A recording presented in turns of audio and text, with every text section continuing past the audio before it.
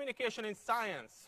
We have been teaching you some scientific tools, how to collect data, how to analyze data, and we are going to test you on that this week.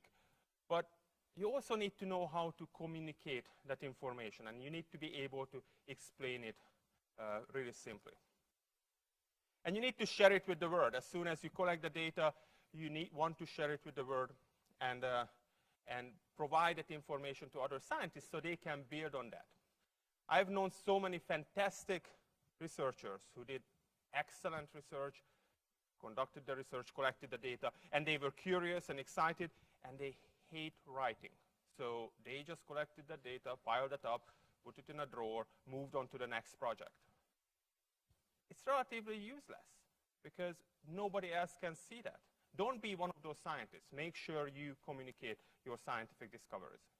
Make sure you contribute to the jigsaw puzzle of science by your little tiny piece of science that you conduct and that information that you collect. And it's for the advancement of science. That's all. It's for your own personal career also. So every single time I meet my advisors, I always ask them, are you getting a paper out of this? They are spending hours and hours in laboratories, working with professors. Are you publishing that data? Are you getting something out of that besides just gaining good skills? Because it's very important for your own scientific career as well as for other scientists. And in scientific communication, it's nothing different than regular communication in any other areas in biology, between plants and insects, among other animals. I used to teach the animal communication lectures when we had the big survey course, the biology survey course. And when I started out my lecture, I was talking, and then suddenly I changed one thing in this circle. Right? So we have the sender, the messenger, the receiver here, and you get some feedback. And when you change the message, and you can change the message by simply switching from English to Hungarian, és ezzel most magyarul kezdek el folytatni az előadást. Hányan értitek meg? Hányan? And yes, that's going to be on the exam. No, I was just asking how many can understand it, and actually only one of our TAs can. So I changed only one thing. I'm giving the same lecture, just switching from one language to another, and that message changed, and the receiver is not receiving that information anymore. In science communication, we have the idea in our heads, right? So nobody is going to know that experiment as well as you do. Not your TAs, not myself, just you. So think about it, and then you're up here, right? And you would like to bring everybody else up to that level because it's in your head, but you need to be able to communicate it clearly. Do we have any drummers in the crowd? Rock band, yes. Would you please come down here for a short and painless presentation?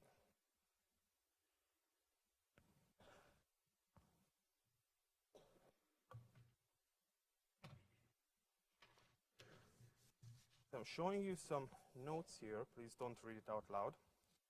And the whole idea is that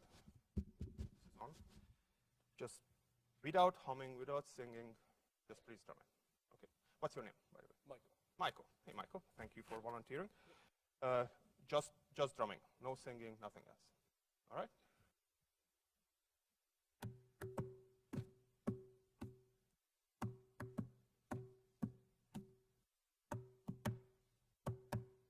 Any guesses? Happy birthday. Anything else? What's that? Star Spangled Banner. Anything else? All right, so that was one way of communication, right? Drumming. We had a couple guesses. Now, would you like to start to sing it or hum it or anything else? Yeah. Oh, please. Just hum it. Very.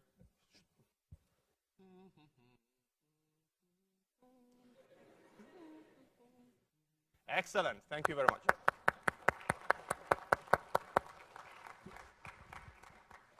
So do we have any doubt anymore? Do you think this was happy birthday? No, right? As soon as Michael started to hum it, he used a different way of communication, and suddenly you know exactly what he meant. But why drumming it, despite that he's a drummer? Rock band or jazz or what do you, whatever, just to annoy the neighbors? Yeah, awesome. So drumming, despite that he knows how to do it, did not communicate that message as clearly as something else. So you will learn in this course how to write scientific papers, how to prepare posters, how to give short talks, but you need to find your voice to make able to make sure that you are actually bringing everybody up here, all of us who are down here, about your scientific project. So biology is the fastest growing scientific field. You hear this all the time. Many of you are bio majors, you are pre-meds, you want to change life through biological discoveries. And what it really only means is a lot of crazy things out there. Lots of crazy things out there in biology. And you read about it all the time in the news, online, and it's hard to believe what's true and what is not. Any of you watch, do you guys watch House of Cards? Some of you? Yeah, so this was just a tweet from Frank Underwood. Facts are stubborn things. Fortunately, truth is flexible. And I teach the Wikipedia course, and I just showed it to them on the same day. That was a morning tweet. And it's so true. And you will see some examples out there. By the way, if you don't follow us on Twitter yet, this is a good plug for it.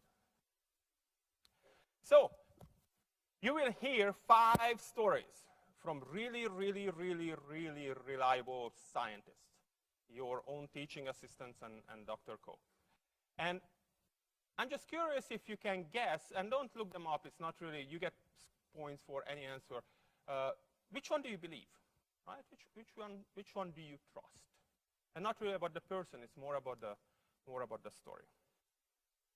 So the first one, I will read this out, and yes, you can trust me, the dangers of MSG.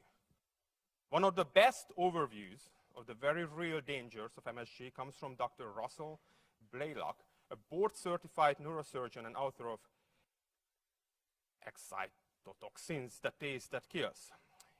In it, he explains that MSG is an excitotoxin, which means it overexcites your cells to the point of damage or death, causing brain damage to varying degrees and potentially even triggering or worsening learning disabilities, Alzheimer's disease, Parkinson's disease, Lou Gehrig's disease, and more. All right? That was story number 1.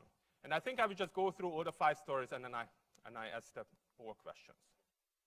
So the second one is about the parasite that practices mind control. That's from our own Mickey Drott. An unassuming single-celled organism called Toxoplasma gondii is one of the most successful parasites on Earth, infecting an estimated 11% of Americans and perhaps half of all people worldwide. It's just as prevalent in many other species of mammals and birds. One reason for Toxoplasma's success is its ability to manipulate its hosts. The parasite can influence their behavior, so much so that the host can put themselves at risk of death. Toxoplasma manipulates its hosts to complete its life cycle.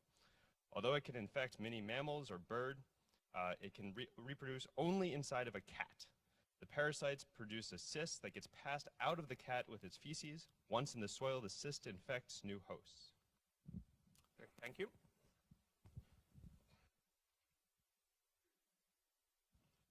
Story number 3 is about vaccination and its correlation with autism, from Will Bishop. Okay. We investigated a consecutive series of children with chronic enterocolitis and regressive development disorder. 12 children were referred to a pediatric gastroenterology unit with a history of normal development followed by a loss of acquired skills, including language, together with diarrhea and abdominal pain. Children underwent gastroenterological, neurological, and developmental assessment and review of the developmental records. Biopsy sampling, magnetic resonance imaging, electroencephalography, and lumbar puncture were done under sedation. Onset of behavioral symptoms was associated with measles, mumps, and rubella vaccination in 8 of the 12 children, with measles infection in 1 child, otitis media in another. All children had intestinal abnormalities ranging from lymphoid nodular hyperplasia to aphthoid ulceration. Histology showed patchy chronic inflammation in the colon, in 11 children, and reactive ileal lymphoid hyperplasia in 7, but no granulomas. Behavioral disorders included autism, 9, disintegrative psychosis, 1, and possible post-viral or vaccinal encephalitis, 2. Okay, thank you. That was a long one, but as you see that it was published in The Lancet, and many of you do read this if you are pre-meds and interested in that medical studies. Story number 4 from Ennis Dobson. Scientists have proved that it's possible to unboil an egg using chemicals. They added urea to a hard-boiled egg to break down proteins and return it to its liquid form, before using a machine to reassemble the broken pieces. His team boiled egg whites for 20 minutes at 90 Celsius. Then they added a urea substance that chews away the whites to liquefy the solid material and break down proteins. Urea is a chemical compound found in urine, although it is also made artificially. Thank you very much. So the story, if you add urine to your boiled eggs, they get unboiled. And the last one from Dr. Koh. How a brilliant green sea slug manages to live for months at a time feeding on sunlight like a plant is clarified in a recent study published in the Biological Bulletin. The authors present the first direct evidence that the emerald green sea slug's chromosomes have some genes that come from the algae it eats. These genes help sustain photosynthetic processes inside the slug that provide it with all the food it needs. Importantly, this is one of the only known examples of functional gene transfer from one multicellular species to another, which is the goal of gene therapy to correct genetically based diseases in humans. Okay, thank you very much. So, 5 stories. All of them are very believable, right? So let's see, how many of these do you actually trust? And again, it's not about the people, it's about the stories.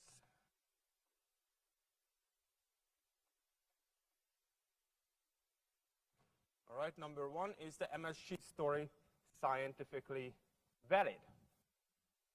What you just heard, negative effects of MSG.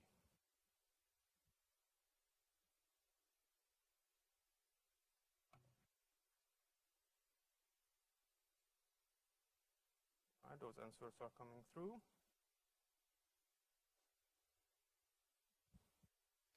Again, you receive credit for both A and B, so no worries about knowing the correct answer. In some cases, there is no correct answer.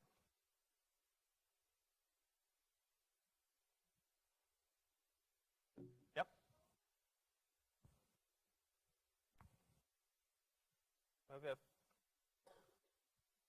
Can you just refresh, as we have 260 answers, so it seems like it did.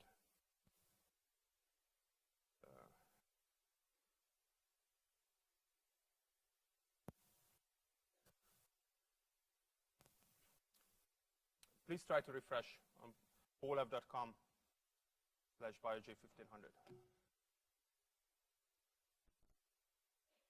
And again, for some technical difficulties, we are going to drop 20% of these poll questions, so you shouldn't really worry about missing a few of them. So let's see. We have 110 to 184. Not bad. All right, the story about mind-controlling parasites. And the answers are coming in. Is this a true story or a fake story? They can only live in cats, reproducing cats.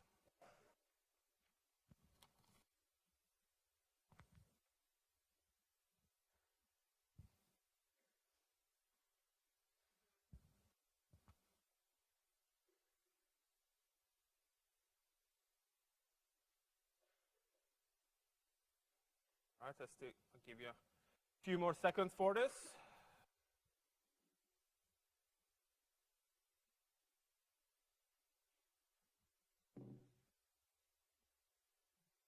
Yes.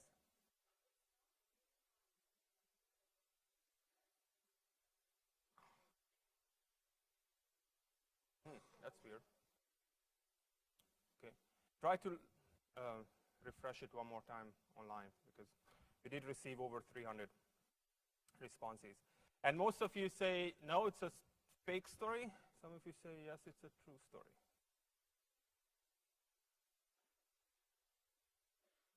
This is a very recent development, or rather discussion in the public media about vaccination and its connection to autism.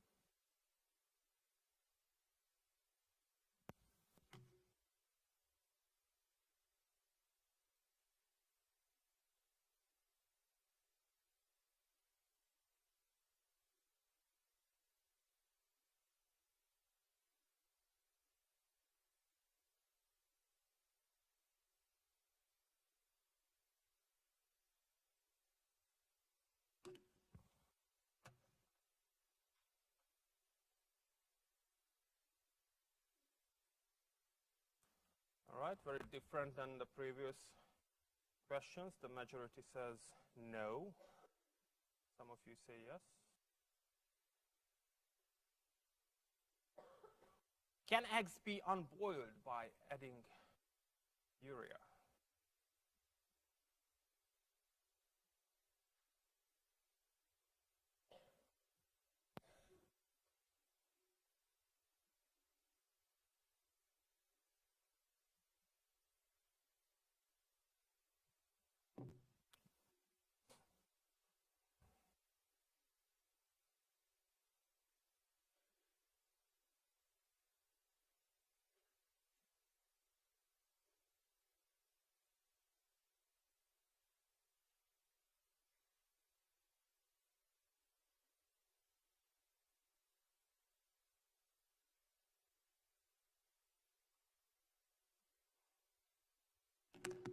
All right.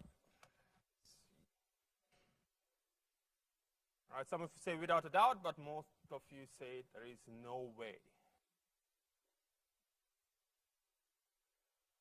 And the last one, the story from Dr. Ko about photosynthesizing slugs, that they can become autotroph after feeding on photosynthesizing food source.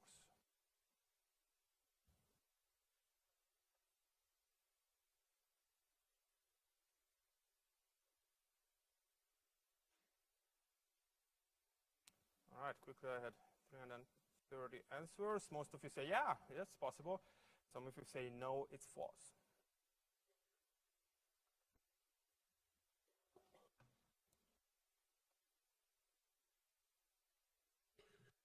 So these are stories. These are stories that are out there, scientific papers, mass media, discussions at the dinner table, if you live with biology geeks. And these are stories that you need to decide whether you believe or not. And we are here to, and not just this course, but your education at Cornell, to give you enough information that you can make that decision whether these stories are true or not. Dangers of MSG. Actually, this was a story my mother sent to me. Like, it was translated to Hungarian, and my mom sent that to me in Hungarian. And it is out there because the story has been in the public's mind since that article was published, right? The only thing that they are not looking at is anything you take in high dosage is going to be poisonous to you. But MSG has no negative effect in normal dosage. And the way I know that, because I read scientific papers published in these journals, and I also went to the Lancet site, and you could see that that paper was published, but that was the only paper published about the negative effects of MSG. Sorry, that was not in Lancet. But there was this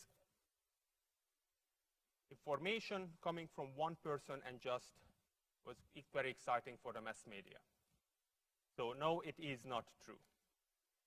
Parasites, who can only survive and reproduce in cats and have a mind control.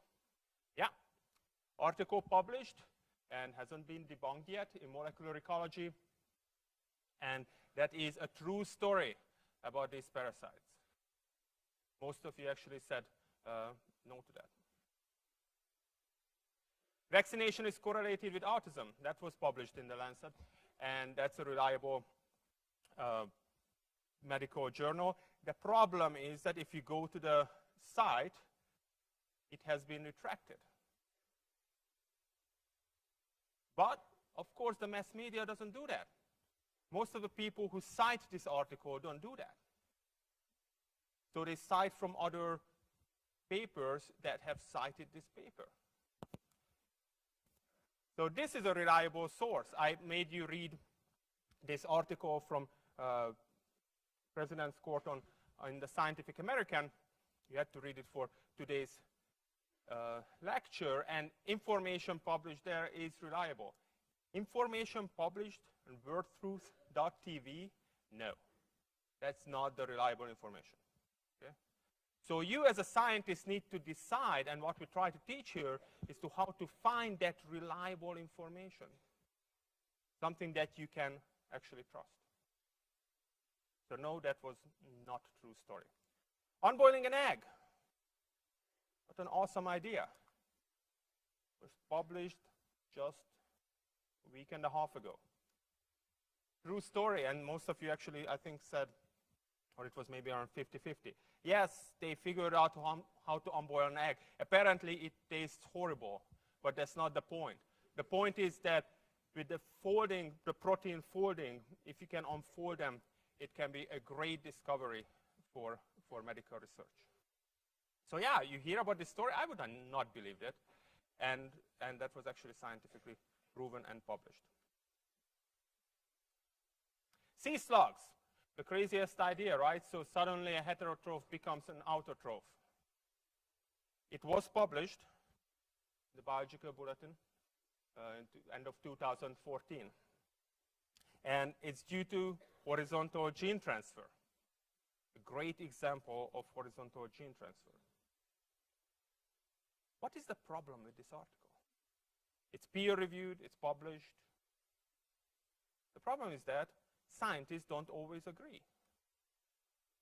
In August, in Molecular Biology, or actually Molecular Biological Evolution, another paper was published that said, no, it is not horizontal gene transfer, explaining the same idea.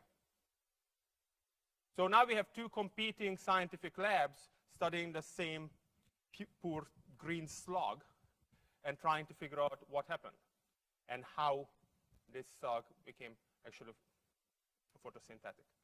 So you will be exposed not just to information from false resources, but also from primary literature, which do not always agree with each other. And you as a scientist will need to decide whether you trust that information or not. So the part when I mentioned about being skeptical is very important, and most of you did come up with that at the end of last lecture too, for the most important quality of a scientist.